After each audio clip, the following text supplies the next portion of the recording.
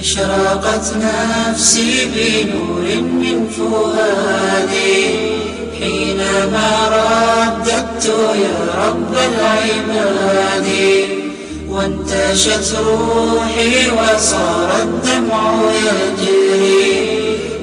السلام علیکم ورحمۃ اللہ. آج جس کتاب کو لے کر میں آپ کے سامنے اس کتاب کا ریویو دوں گا، میں سمجھتا ہوں میرا نظریہ یہ ہے، یہ صرف ایک کتاب ہی نہیں ہے بلکہ یہ ایک خزانہ ہے. آپ خزانہ بھی نہ کہیے بلکہ یہ کئی خزانے ہو سکتے ہیں، اتنا اس کتاب میں مواد جمع ہو چکا ہے. جس کتاب کا میں ریویو دینے والا ہوں اس کتاب کا نام ہے man's search for meaning. Man's search for meaning. اس کا جو لکھنے والا ہے وہ وکٹر ای فرینکل. بہت ہی مختصر اور بہت ہی جامع، مختصر 150 صفحات کے آس پاس اور افورڈیبل پرائس پر یہ کتاب آسانی کے ساتھ آپ بھی حاصل کر سکتے ہیں. یہ جو اس کا جو رائٹر ہے وکٹر ای فرینکل، یہ ایک نیورولوجسٹ بھی تھا اور سائیکیٹرسٹ بھی، ایک ڈاکٹر مان لیجیے تھا. ایک ڈاکٹر تھا، یہ نیورولوجسٹ بھی سائیکیٹرسٹ بھی. میں نے سرچ فار میننگ، یہ صرف آپ مان لیجیے سب کانٹیننٹ کی ساری پوری دنیا میں مانی جانی گئی ہوئی کتاب ہے. اس کا کتاب نے ہر جگہ اپنا لوہا منوایا ہے. اتنی شاندار اور جاندار کتاب ہے یہ. کیونکہ ضرور آپ نے ہٹلر کا نام سن لیا ہوگا. اگر آپ نے ہٹلر کا نام سن لیا ہوگا تو کنسنٹریشن کیمپس کا نام آپ نے سن لیا ہوگا ضرور. کنسنٹریشن کیمپ کیا تھا؟ آپ مان لیجیے موت کا دوسرا نام ہی کنسنٹریشن کیمپس تھا. یہ ہٹلر جو جوز پر ظلم کرتا تھا ان کے لیے اس نے خاص کیمپس بنائے تھے. ان میں ان قیدیوں کو بند کر دیا جاتا تھا اور پھر ان پر قسم قسم کے ظلم ڈائے جاتے تھے.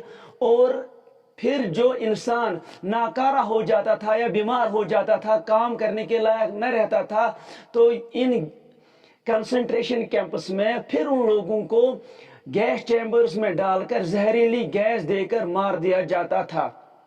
اچھا، جو یہ رائٹر ہے نا وکٹر ای فرینکل، وکٹر ای فرینکل، یہ بھی ان قیدیوں میں سے ایک قیدی تھا جو کنسنٹریشن کیمپس میں بند کر دیے گئے تھے. اس لیے اس کتاب کی جان اور بڑھ جاتی ہے، اس کی روح اور بڑھ جاتی ہے، کیونکہ لکھنے والا وہ انسان ہے جس نے خود اپنی آنکھوں سے اس موت کا نظارہ کیا ہوا ہے. دیکھیے اس پر بھی کتنے ظلم ڈائے گئے. اس کے ماں باپ، اس کے بھائی بہن، حتیٰ کہ اس کی بیوی بھی مار دی گئی ان کنسنٹریشن کیمپس میں. اس کتاب میں پہلے یہ ذکر کیا گیا ہے کہ ان کنسنٹریشن کیمپس میں کس قسم کے مظالم قیدیوں پر ڈال دیے جاتے تھے. کھانے کے لیے بہت کام، پہننے کے لیے مان لیجیے کچھ بھی نہیں دیا جاتا تھا، لیکن صبح سے شام تک کام کروایا جاتا تھا. پھر جو کام کرنے کے لائق نہ رہتا تھا اس کو گیس چیمبرز میں ڈال کر گیس ٹو ڈیتھ، گیس کے ذریعے اس کو مار دیا جاتا تھا. جب بھی قیدی آتا تھا اس کے ساتھ اس کے کپڑے چھین لیے جاتے، حتیٰ کہ اس کا سر موڑ لیا جاتا تھا، ہیڈ شیو اس کا کر لیا جاتا تھا، اس کی آئیڈینٹی ٹوٹلی لاس کی جاتی تھی. ایسا لگتا تھا every second every minute it seemed death danced in these camps. ہر وقت ان بیچاروں کو ایسے ہی لگتا تھا. یہ کتاب کہتی ہے اکثر قیدی جو مرے ان کے پاس کوئی فیوچر نہیں تھا، ان کے پاس کوئی پازیٹو امید نہ تھی، ان کے پاس کوئی امید نہ تھی، ان کے پاس کوئی فیوچر پلاننگ نہ تھی، اس لیے وہ موت کے شکار ہو گئے. لیکن جو یہ رائٹر ہے فرینکلن صاحب اتنے خراب حالات میں بھی امید کا دامن اپنے ہاتھ سے نہیں چھوڑتے ہیں. کیونکہ اس کا کہنا اس کتاب میں، حتیٰ کہ آپ مان لیجئے یہ کتاب ہی نہیں ایک فلسفی ہے. اس کتاب کا مقصد ہے کہ لوگوں کو سمجھانا کہ زندگی میں مقصد ہونا کتنا ضروری ہے. اس کتاب میں لکھا ہوا ہے جو لوگ زندگی میں اپنا کوئی بڑا مقصد رکھنے میں کامیاب ہوتے ہیں وہ کسی بھی مشکل حالات کا سامنا آسانی کے ساتھ کر سکتے ہیں کہ جس طرح سے رائٹر نے خود کیا. اور کتاب میں ہے یہ میٹر نہیں کرتا ہے کہ زندگی ہم سے کیا ایکسپیکٹ کرتی ہے، لیکن یہ بڑا میٹر کرتا ہے کہ زندگی ہم سے کیا ایکسپیکٹ کرتی ہے.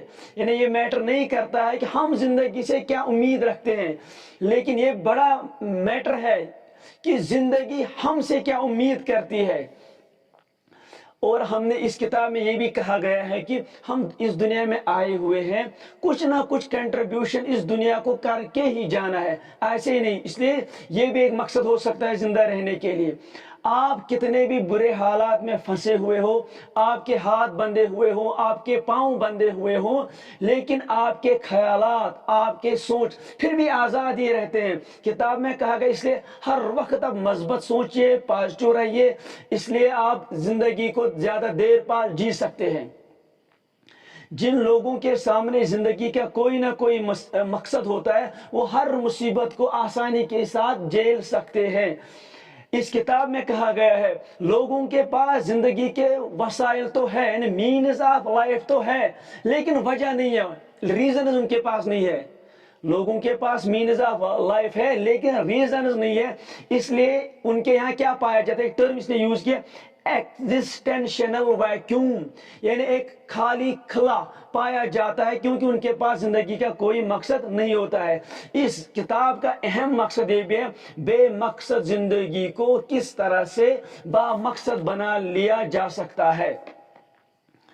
کہتے ہیں کہ اکثر دیکھا گیا ہے بیڈ ہیبٹس یا ڈرگ ایڈکٹس ایکسٹرا کے شکار وہی لوگ ہوتے ہیں جن کے پاس زندگی کا کوئی بڑا مقصد نہیں ہوتا ہے۔ اس کتاب میں ڈسکس کیا گیا ایک نئی تھیوری جس کا نام ہے لوگو تھراپی، ایک نئی تھیوری اس نے ایجاد کی ہے۔ اس کنسنٹریشن میں زندہ بچ نکلنے کے بعد اس کا مطلب کیا ہے کہ لوگوں کے ساتھ جو ان کی زندگی میں کچھ واقعات پیش آئے ہوں، ان کا ذہنی سکون خراب اور تباہ ہو چکا ہو، ان کا علاج مقصد کے ذریعے لائف آف میننگ دے کر ان کا علاج کیا جاتا تھا۔ اس کا نام رکھا گیا لوگو تھراپی۔ اس کتاب میں جو سب سے مزیدار بات میرے لیے ثابت ہوئی، یہاں پر لاؤ ڈسکس کیا گیا ہے کہ اس کتاب میں لاؤ کا مقصد بتایا گیا ہے کہ لاؤ کا مقصد یہ ہوتا ہے کہ دوسرے بندے کی پوٹینشل کو پہچاننا، اس پوٹینشل کو اپ لفٹ کرنا، اس پوٹینشل کو ریکاگنائز کرنا۔ جب تک نہ ہم ایک دوسرے کی پوٹینشل کو ریکاگنائز کریں، ایک دوسرے کو اپ لفٹ کریں، تو تب ہی وہ لاؤ ہے۔ اگر ہم ایسا نہ کریں تو وہ کچھ اور ہو سکتا ہے لیکن وہ لاؤ نہیں ہو سکتا ہے۔ اور کتاب میں سمجھایا گیا جب بھی آپ کسی بیڈ سچویشن میں سٹک ہو جائیں تو آپ اس بیڈ سچویشن میں بھی کوئی نہ کوئی ایک نقطہ ایسا ڈھونڈ نکالیے جو آپ کے لیے بہتر ہو، پھر آپ یہ سمجھیں اس بہتر پوائنٹ کو، اس نقطے کو کس طرح میں زندگی میں استعمال کر سکتا ہوں۔ اس طرح سے بھی کتاب مدد کرتی ہے آپ کو کہ برے حالات کے ساتھ کس طرح سے لڑا جا سکتا ہے۔ یہ کتاب زندگی گزارنے کی ایک نئی فلسفی دیتی ہے کہ زندگی میں کوئی نہ کوئی بڑا مقصد ضرور رکھیے، مقصد سے ہی آپ زندگی کے اتار چڑھاؤ آسانی کے ساتھ پار کر سکتے ہو۔ کتاب میں جو اہم بات کہی گئی، اکثر لوگ زندگی میں خوشی تلاش کرتے ہیں اور خوشی تلاش کرتے کرتے وہ اس دنیا سے چلے جاتے ہیں، لیکن ان کے نصیب میں خوشی نہیں آتی ہے۔